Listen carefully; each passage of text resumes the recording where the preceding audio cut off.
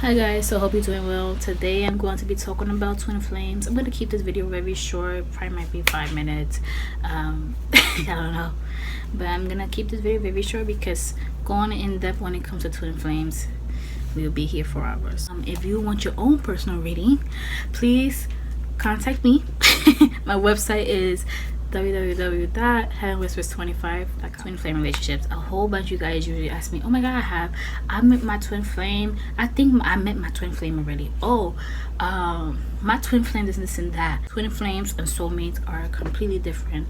We have so many soulmates in this life, but not everyone is our twin flame.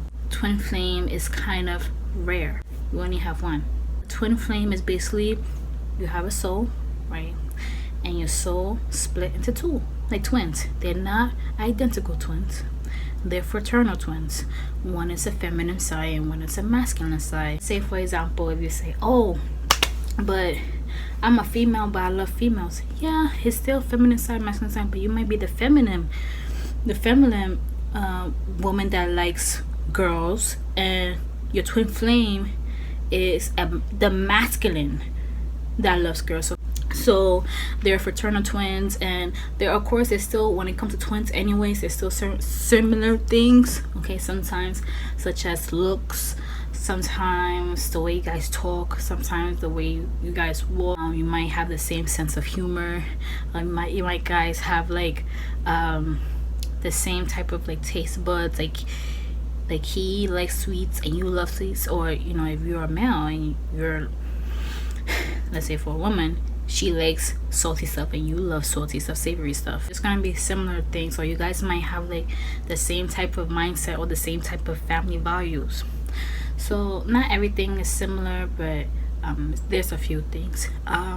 The way that you know that your twin flame is coming, sometimes you get messages from the divine, you get messages from heaven, basically letting you know that your twin flame is on the express train to your heart. So basically they're right around the corner. For me, for example, I had basically visuals, and I was in a living room when I was getting the messages that my twin flame was coming. So sometimes you get visuals just like I am. It could come up in the top of your head. You might be like, let's say, washing dishes, or you might be food shopping, or you might be browsing on YouTube, and then you get an image of your twin flame. Sometimes they could come in dreams as well, and you could get like, you're not gonna see a whole full-blown how your twin flame looks. You might just pick up how they act. Or sometimes you could get like synchronizing numbers like the clock, so it could be 11:11, 5:5, or 5:55. It could be 4:44. It could get stuff like that. You might just hear buzzing in your ears, especially when you're with them and you get buzzing in your ears all the time. That's how you know that that's your twin flame, by the way. Sometimes an angel or a saint could come to you and let you know that your twin flame is coming around in the next couple of weeks, so prepare yourself. They talk to you. The way that I knew that my twin flame was coming, like I said, with visuals on the top of my head that was in the living room, and I did a dream board. It was a project that we had to do for school. This is in nursing school. We had to do a dream board, but we kind of desire out of life, and I was like, no, let me just go all out. Because I'm a visual person and I just like to be creative. So I posted everything that I wanted in my dream board or what I wanted. So I posted in my dream board an Indian guy, a Spanish Indian guy, like real Hispanic. Like I said, I wanted a Spanish guy. I was like, I want a traditional guy. Like I said, I don't want no Spanish guy here from the States. I want you to be from like the wild. So I said, I want a real Spanish guy. So I want him to be Indian. I said, I want him to be obsessed with soccer, because like the way I was raised and being raised with soccer, I'm Central American, half Central American. So I was like, I want him to be so obsessed with soccer. Like soccer is everything. That he plays football, he loves animals. I want him to be like country. I said, I want exaggeration. Like I said, I want him to be country, but I want him to have another side to him. And then what else I posted? I said, I want him to be a family man. I want him to be kind of raised the same way I was raised. My mom and my dad in the same house, married. And as I want him to love children, and if he can he have some children, please? Like, I was supposed to make around him, it was like little kids. I'm like, I want him to have kids because I love kids so much. Okay, a couple of weeks later, I presented my project. A couple of weeks later, I was in my godmother's house in Connecticut, and I was eating tacos. I would never forget this day. I was eating tacos, and he contacted me via text, mind you. He was writing me from December to April, nonstop, every single day, and I was ignoring him. And when he be like, hi, how are you? Like, I hope you have an amazing day. You know, when you open your inbox and you kind of like leave it like as read, and you get like the check marks, after he will see that, he will put kind of like a sad face, and he would be like, oh, do you have time to talk? And I would just ignore him. And that's very mean, by the way. Please don't do that to anyone. But I felt like at that time I wasn't ready to talk to anyone, not mean as love, but just talking to people in general. I just wanted to be a little bit more to myself. And like I said, that day he contacted me. He was like, hi, I hope you're doing well. And I responded to him, and when I responded to him, he just went all out, saying that God told me that you're the one for me. God told me that you're going to be my wife, and I can't let you go. He was like, you're my girlfriend. Literally, he didn't even ask me. He was like, you're my girlfriend. And I'm like, no, you're crazy. I was like, we gotta take it slow. And he was like, no, you're my girlfriend, and that's it. God told me that you're the one, and you're the one. And I think my crazy self was like, okay. And we still together. So those are certain signs that you know that your twin flame has entered your life. Sometimes they could kind of be a little bit aggressive, not abusive aggressive. If you are with a partner that is aggressive, that is abusive, that is manipulative, that is a narcissist, that is not your twin flame. You are with a soulmate connection. This is a karmic relationship, and you have to release them. Okay, we will get more into that maybe in the next video. So the thing that I could kind of say is nothing really is a coincidence. If you are very spiritual, you'll know this by now. More into like the twin part. So like I said, you guys will be more like fraternal twins. So let's say, for example, you're the quiet person and he's the loud person, he's the outgoing person, he's very talkative, and he has to be here, he has to be doing this and that, and you're just kind of like so it's kind of like a yin and a yang when it comes to you guys. Or it might be vice versa. They could also, let's say for example, they might be into soccer and you might be into painting. Or let's say for example, you might be into culinary and he's into mechanic stuff. It's going to be different things. Of course, it might be one similar thing. So let's say for example, both you guys love to travel, or let's say both you guys love animals and you guys want to give back to Mother Nature. It's one few similar things that you guys have together, but other than that, everything is very different. That's why I always say that it's always good to keep an open mind when it comes to meeting a partner, because you just don't know that it's your twin flame. You don't want your twin flame to come in and then you push them away, and then you wonder why, like what happened, like what did I do to push them away? Because this happens to a lot of people. This is not a rare thing. Another thing that you will know that you have your twin flame in your life is, let's say for example, you're very organized, you're very